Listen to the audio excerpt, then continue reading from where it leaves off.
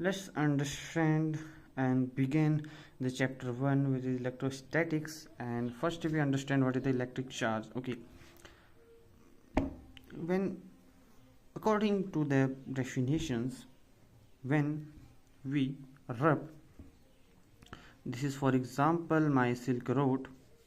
If I rub in the cotton, we know that it has some positive, negative as well as, and the cloth obtain negatively charged basically. Okay, so why this is happen? Vice versa, what I'm saying, conventional. Okay, now it is happen in the chemistry. We know that, and all over we know that this is the atoms, and here is the nucleus and the electron around it. Similarly for the all atoms create.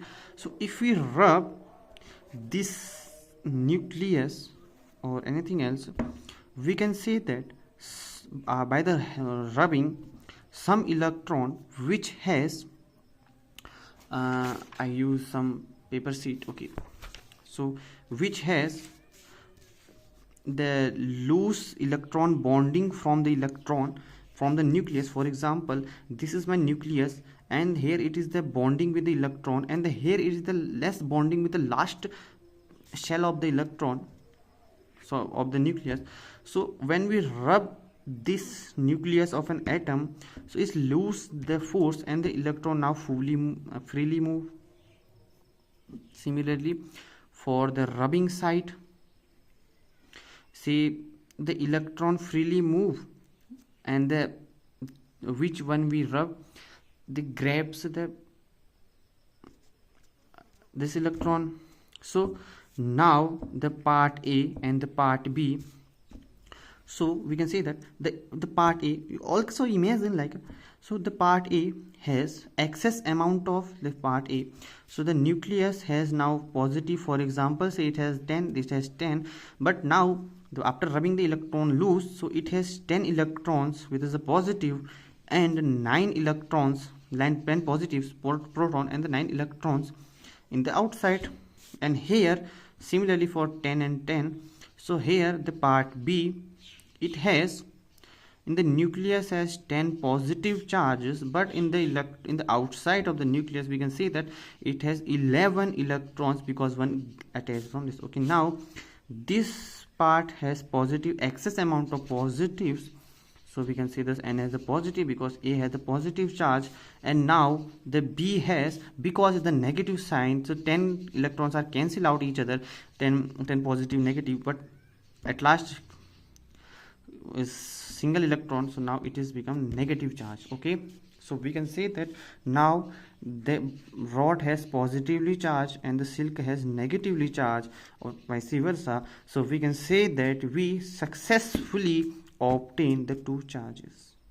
So this is called the charges. Okay, if we add together, they attract, and we can say that they attract each other because it want one negative charge, it wants some positive charge, and similarly they attract each other. And if we add some, now we can understand why the positive and positive repel each other. For example, if say I have a positive charge, it means like this, the rod has one positive charge. If I give some one positive charge, so they repel each other, we know. And if we have some negative charge on the silk, and here is the negative charge, they again repel each other. And we know that if the positive and the negative attract, similarly the negative positive attracts. Okay, why this has happened? For example, say if I have similar the nucleus which we have this, so if this is a nucleus which has a positive charge, it positive charge means in here it is the 10 positive charge, and here is the 9 electron. Similarly, I use some amount of the second matter which say this is the 9 and this say it is the 10. What happened? Means I can see that this amount has positively charged and this amount has positively charged. So for example, I have the building, so I have the building which is positively charged.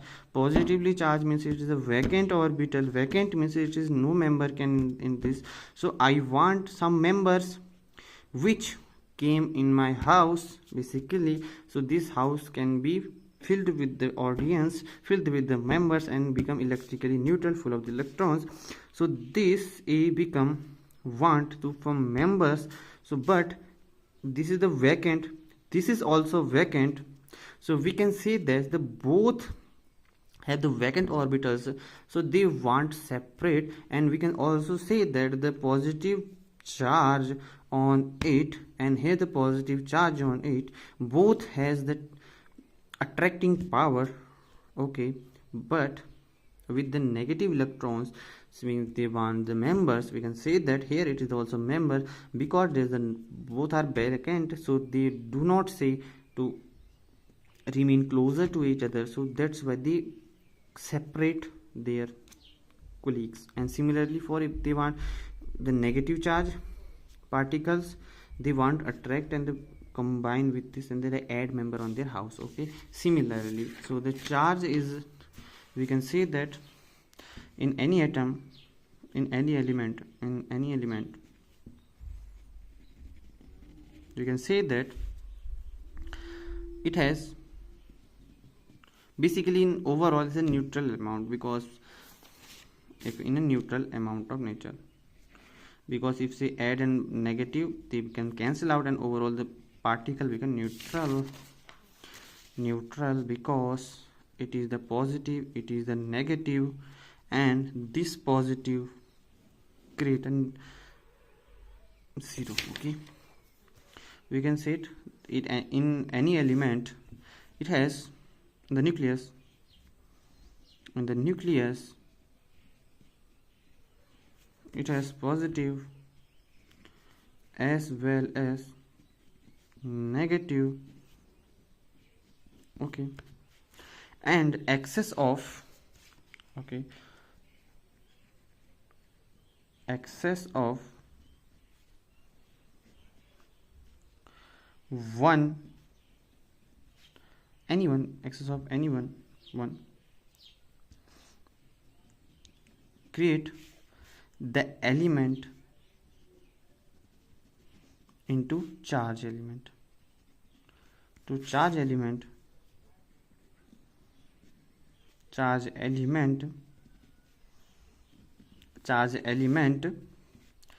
and depend on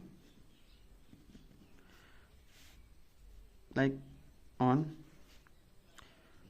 which is excess, which is an excess, okay, which one in excess. So this is become how this become positive and negative charge. So if A and B combine, then either